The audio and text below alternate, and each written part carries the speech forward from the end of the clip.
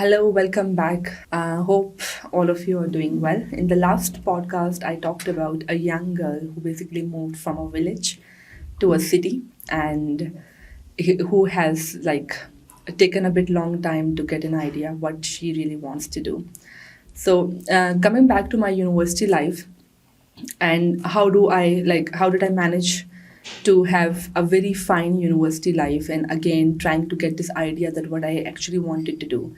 In the whole process, I think the best thing that happened was that I always had this realization in my mind that somehow I need to work on my finances, because I really don't want to be a burden for my parents, or even for my siblings as well. So I remembered that I did my first job in Islamabad when I was in the second semester of bachelor's degree, and I taught in a school. It was a very small school, and again, at that age I was very young, and having an experience in that young age actually helped me out to boost my confidence.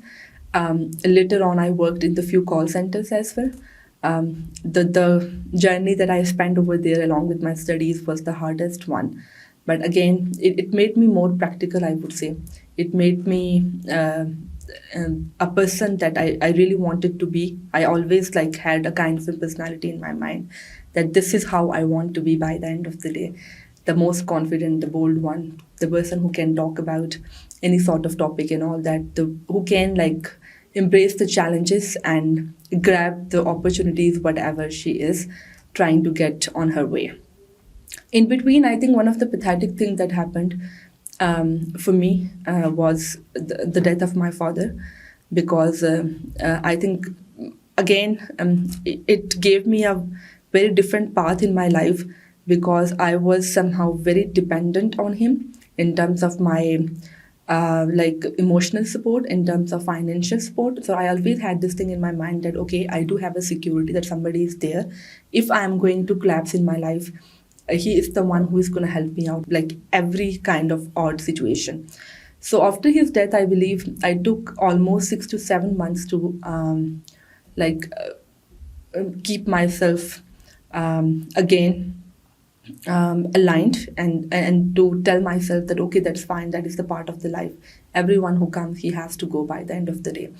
And then again, it was a kind of a motivation for me, because I wanted to do all those stuff in my life which really make my father very proud for me. So it gave me a kind of a encouragement that, okay, yes, you can do that.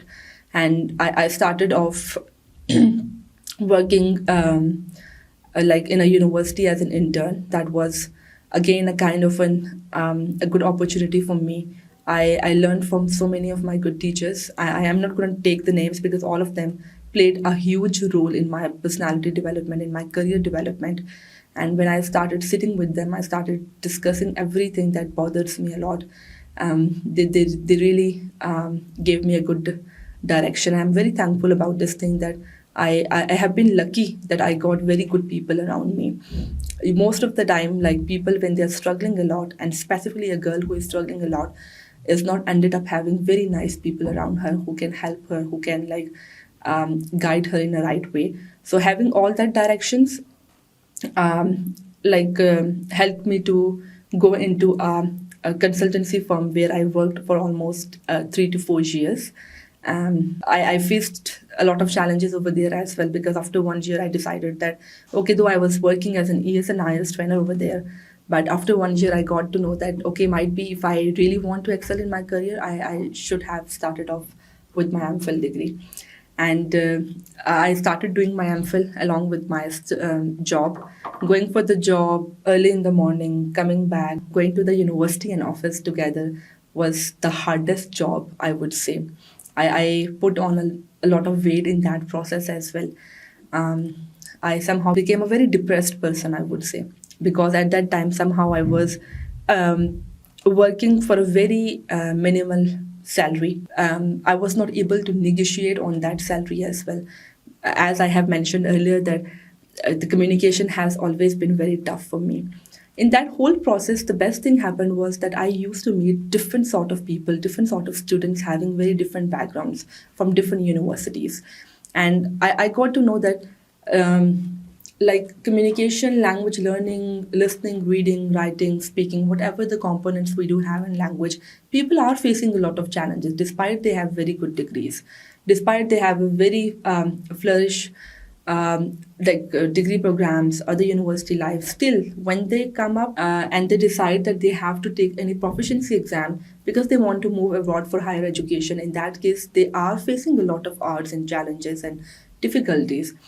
Every day there was a kind of a new case that I had to deal with, which gave me a kind of a very different understanding that there should be a institute, or there should be proper structure at the management, are those people who are very inclined to learn, or they have studied about languages and they know that how people can improve their language, and that system at the management or those people can help people to improve their language. Because language learning, communication, is not only for those people who really want to move abroad for higher education, it is for those people who want to excel in any sort of career, even in Pakistan as well. I have seen so many people not getting good salaries. Why? Because they're not very good in spoken and written communication. It's not only about English language, it's about all sort of languages as well. So, I feel like that I started having that, I made that ground in my mind that, okay, there should be something because this is something that we do have a gap. But at that time, though, because I was very busy, so I thought that I would have, but I started thinking about it, that what kind of platform we should make to or we should provide to those people who are not might be able to spend a lot of money to improve their skills or to groom themselves, because language plays an important role in your self development and grooming.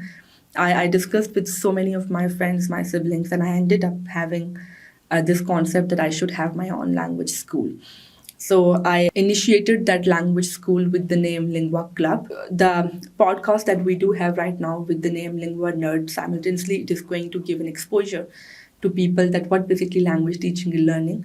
And the purpose of the podcast is to call people who are having the background of different languages, English, French, Turkish language, and we can get an idea that why languages play an important role, why communication is important, how can we relate language with the culture, how can it make you different, how language dialogue can help people to sort out so many problems. It brings solution. How does it bring solution? I would say. But on the other side, if I talk about Lingua Club, it is particularly made for those people who really wants to improve that one. So in the next podcast, I'm going to talk about all those courses that we are offering in Lingua Club and what is the basic niche that we do have in our language school. So thank you so much for tuning. So I'm signing off right now.